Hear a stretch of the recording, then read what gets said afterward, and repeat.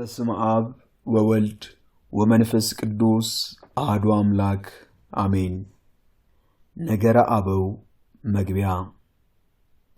ውድ የመርሃ ተዋሕዶ ተከታታዮች፣ ቤተክርስቲያናችን በስፋትና በጥልቀት ከምትመለከታቸው አስተምሮች አንዱ ነገረ አበው ነው። የትኛውም የቤተክርስቲያን አስተምሮ ከትምህርተ አበው የተለየ አይደለም። ማለትም ነገረ አበው ሁሉንም የነገረ መለኮት ትምህርት ዘርፎች የሚነካ ነው። በመሆኑም በዚህ ተከታታይ ትምህርት የነገረ አበውን ምንነት፣ የነገረ አበውን ትምህርት አስፈላጊነት፣ የአበው ትምህርቶችን እንዴት እንረዳው፣ ከነገረ አበው ትምህርት ምን እንጠቀማለን የሚሉና ከየዘመናቱ የአንዳንድ አባቶችን አስተምሮ ጽሑፎችና ሕይወት እንዳስሳለን። በዚህኛው የመጀመሪያው ክፍል የነገረ አበው መግቢያ የምናይ ሲሆን ነገረ አበው የሚለውን ከመተርጎም እንጀምራለን። አብ ወይም አባት ማለት ወላጅ ማለት ሲሆን የአባትነት ሥራ ለሚሰሩ ለመንፈሳውያን አባቶች፣ ለሊቃውንት፣ ለመምህራን ሁሉ ይነገራል። አበው የሚለው ቃል አብ ወይም አባት የሚለው ነጠላ ቁጥር ሲበዛ ወይም ለብዙዎች ሲነገር የሚገልጽ ነው። ነገር የሚለው ቃል የአንድ ጉዳይ ትኩረትን የሚያሳይ ነው። ነገረ ማርያም ብለን ስለ ቅድስት ድንግል ማርያም የሚሰጥ ትምህርት፣ ነገረ መንፈስ ቅዱስ ብለንም ጉዳዩን ስለ መንፈስ ቅዱስ ያደረገ ትምህርት ማብራሪያ፣ ግንዛቤ ተብሎ እንደሚተረጎሙ ማለት ነው። ነገር የሚለው ሎጂ የሚለው የእንግሊዝኛ አቻ ፍቺው የበለጠ ግልጽ ያደርገዋል። ይኸውም ቴዎሎጂ የሚለው ስለ ነገረ ሃይማኖት ተብሎ እንደሚተረጎሙ አይነት ነው። ነገረ አበው ፓትሮሎጂ የሚል የእንግሊዝኛ ትርጉም ሲኖረው ስርወ ቃሉ ፓተር ከሚል የላቲን ቃል የወጣ ሲሆን ትርጉሙም አባት ማለት ነው። ሎጂ ከሚለው ቃል ጋር ተንሰላስሎ ፓትሮሎጂ የሚል ቃል ይሰጣል። ነገረ አበው አጠቃላይ ትርጉሙ የቀደሙ አባቶችን ሕይወት፣ ሥራዎች፣ ጽሑፎች፣ አባባሎች፣ ነገረ ሃይማኖታዊ አስተምሮቻቸውን ወዘተ የሚያጠና ነው። በመጽሐፍ ቅዱስ አባቶች የተባለው ለማሳያነት ብንመለከት በኦሪት ዘጸአት ምዕራፍ 3 ከቁጥር 15 ላይ እግዚአብሔርም ደግሞ ሙሴን አለው፣ ለእስራኤል ልጆች እንዲህ ትላለህ፣ የአባቶቻችሁ አምላክ የአብርሃም አምላክ የይስሐቅም አምላክ የያዕቆብም አምላክ እግዚአብሔር ወደ እናንተ ላከኝ በማለት አብርሃም፣ ይስሐቅ፣ ያዕቆብን አባቶቻችሁ በሚል ተገልጸዋል። በተጨማሪም በኦሪት ዘዳግም ምዕራፍ 12 ከቁጥር 1 ላይ በምድር ላይ በምትኖርበት ዘመን ሁሉ የአባቶቻችሁ አምላክ እግዚአብሔር ለመውረስ በሰጣችሁ አገር የምትጠብቋትና የምታደርጓት ሥርዓትና ፍርድ እነዚህ ናቸው። በአዲስ ኪዳን በሐዋርያት ሥራ ምዕራፍ 3 ከቁጥር 13 ላይ ቅዱስ ጴጥሮስ በቤተ መቅደስ ለሕዝቡ የአብርሃም አምላክ የይስሐቅ አምላክ የያዕቆብ አምላክ የአባቶቻችንም አምላክ እናንተ አሳልፋችሁ የሰጣችሁትን እርሱ ሊተወው ወዶ ሳለ በጲላጦስ ፊት የካዳችሁትን ልጁን ኢየሱስን ገለጠው። በሁለተኛ ጴጥሮስ ምዕራፍ 3 ከቁጥር 4 ላይ እነርሱም የመምጣቱ የተስፋ ቃል ወዴት ነው? እነሆ የቀደሙ አባቶቻችን ሞቱ፣ ፍጥረት ሁሉ ዓለም ከተፈጠረ ጀምሮ እንዳለ ይኖራል ይላሉ የሚልና ሌሎች ስለ አባቶች በስፋት የሚነገሩ በርካታ ምንባባትን እናገኛለን። እንግዲህ በይሁዳ መልእክት ምዕራፍ 1 ከቁጥር 3 ላይ ወዳጆች ሆይ ስለምንካፈለው ስለ መዳናችን ልጽፍላችሁ እጅግ ተግቼ ሳለሁ ለቅዱሳን አንድ ጊዜ ፈጽሞ ስለተሰጠ ሃይማኖት እንድትጋደሉ እየመከርኳችሁ እጽፍላችሁ ዘንድ ግድ ሆነብኝ እንዳለ የክርስትና ሃይማኖት ከእግዚአብሔር የተሰጠና የተገለጠ ነው።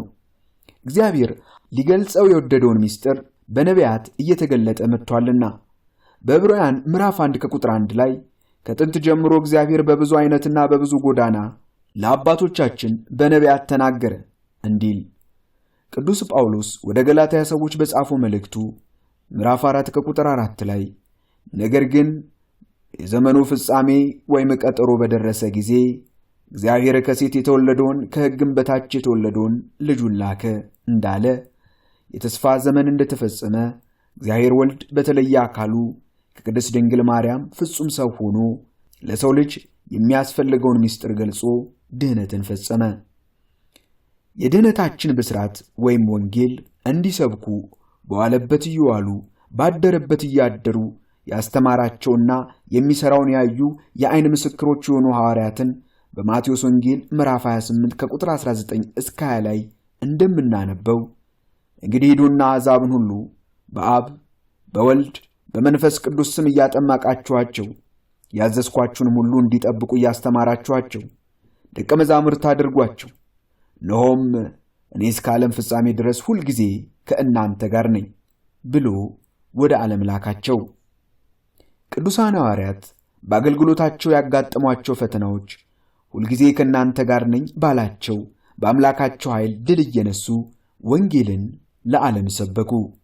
ቤተ ክርስቲያን ሐዋርያዊት እንደመሆኗ በሐዋርያት እግር የተተኩና ትምህርታቸውን ሳይበርዙ ሳይከልሱ ጠብቀው ለትውልድ ያቀበሉ ሐዋርያን አባቶች የቤተ ክርስቲያን ሊቃውንትና መምህራነ ወንጌል አስተምረዋል።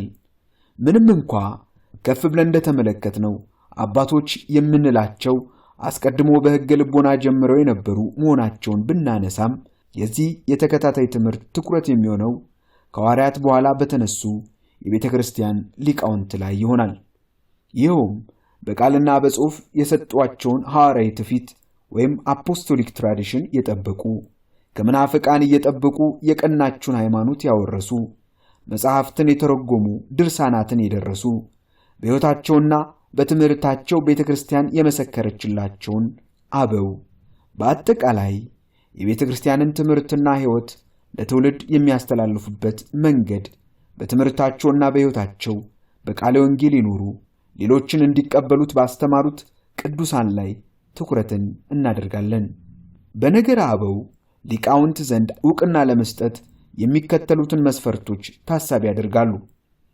አንደኛ፣ ኦርቶዶክሳዊ አስተምሮ በመገለጥ የተገኘውን አምላካዊ ምስጢር ቤተ ክርስቲያን እንዳስረከበችው እርሱም በትምህርቱ ለሌላው ያስረከበ በእግዚአብሔር የተገለጠውን ሳይጨምር ሳይቀንስ ጠብቆ ለሌሎች ያስተላለፈ ከእርሱ በፊት የነበሩ አባቶች መጽሐፍትን በተረጎሙበት መንገድ የተረጎመ ያብራራ የተነተነ።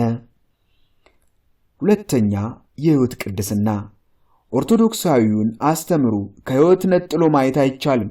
ስለሆነም ኦርቶዶክሳዊውን አስተምሮ በጽሑፎቹ በማንጸባረቅ ያስተማረው መምህር የሕይወቱ ቅድስና የቤተ ክርስቲያንን ማንነት የሚገልጽ ነውና የሕይወት ቅድስና ለአባትነት አንዱ መስፈርት ነው።